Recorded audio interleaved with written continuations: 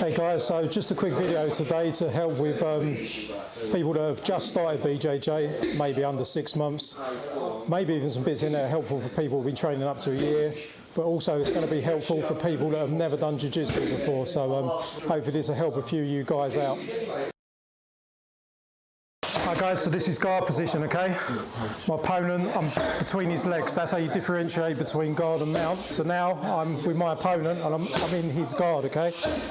Right guys, so this is mount position, okay? I'm mounted on top of my opponent. It's quite common in the beginning for people to get confused between mount and guard. Right guys, now side control, okay? I'm at the side of my opponent and I want to restrict their movement from moving, so this is what we call side control.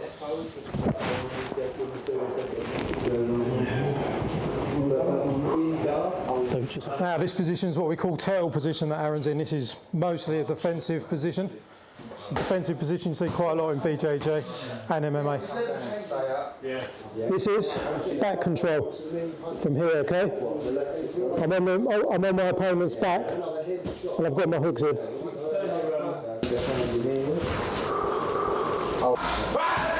Right guys, now that we've gone through all the basic positions, the most common positions, we're going to go into a little bit more detail now, okay, of the biggest mistakes that I see people making in their first sort of year in Jiu Jitsu, and it's very, very helpful to complete beginners as well. We might save them a lot of time of making mistakes for weeks and weeks, okay, so let's get into it. Right guys, so now we've gone through just the basic positions, so you can go back and forwards through that first sort of few seconds of the video to learn the names of the basic positions. Now we're going to go into a little bit more detail about the most common mistakes that people use when starting Jiu Jitsu, okay? So number one, in guard, Aaron's closed guard now, okay? Number one mistake is not having a good posture, and when I say good posture, I mean my back's upright, my hands on his hips, my neck straight, okay? This is good posture. If he wants to put a submission on me, it's going to involve me being down low, okay? If I'm down low, he can bring his hips up and he can quite simply get a triangle choke, he can get arm bars. All of these problems will be eliminated quite quickly. If you've got good posture and I'm up, even if I drop a hand by mistake and he wants to try and triangle me, if I've got good posture, he can't raise his hips up high enough to get a decent triangle choke, okay? Right, so I'm on the balls of my toes so I can move about quick, okay? You don't want to be flat on your feet. Balls of your toes, knees wide apart. Why do I want my knees wide apart? If my knees are close together, it's a lot easier for him to sweep me one direction or the other. Right guys, so we're in half guard position now. I've got one leg trapped, okay? Aaron's doing the right thing. The most important thing for him in his position is to be on the side, okay?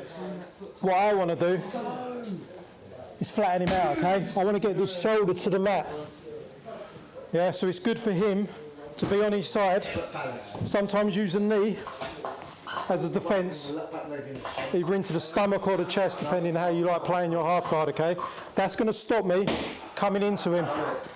The most important thing I want to do in half guard, at most levels, especially beginner, is learn to stay on your side. If I'm on my side, I can move around, okay? This is a beginner position. You don't want to be in half guard, flat on your back, okay? That's the worst thing you can do. So also in this position, as well as being on the side, it's common to use the knee as a guard. So if the opponent's strong and he's trying to muscle into you, this is going to block him, okay? And I can also make a frame, come down, on his shoulder and on his knee, okay? So now I've got 3 points, my knee, my hand on the shoulder, and my hand on his knee, okay? Stopping him coming into me. Right guys, important details from mount. I would say something quite important from here if you're in a higher position where you postured up is to have a good base, but also be careful of squeezing your knees together too hard. If you really pinch your knees in and your hips are connected to the guy and you don't let go of that, if you feel movement, you're going to go wherever your opponent goes, okay?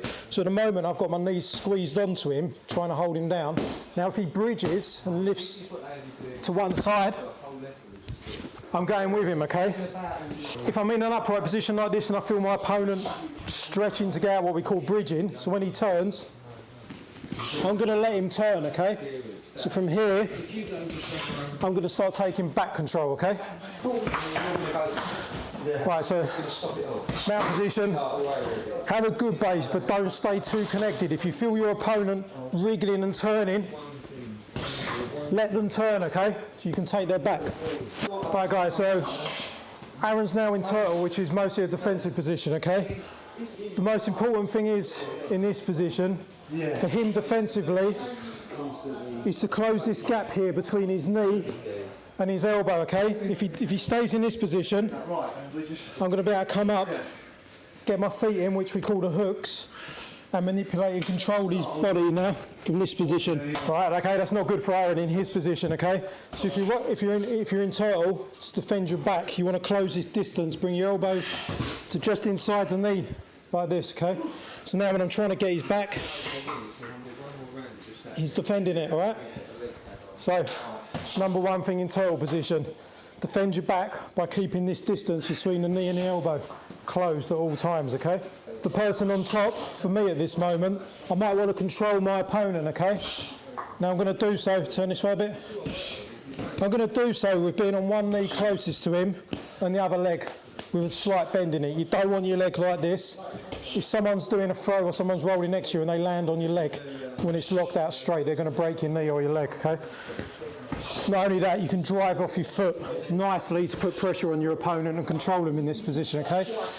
Right, the thing that you don't want to do from turtle is reach through deep and leave your arm deep in this position. So from here, Aaron can over-wrap my arm, drop his shoulder, and roll me over, and then he's in control of me. Yeah?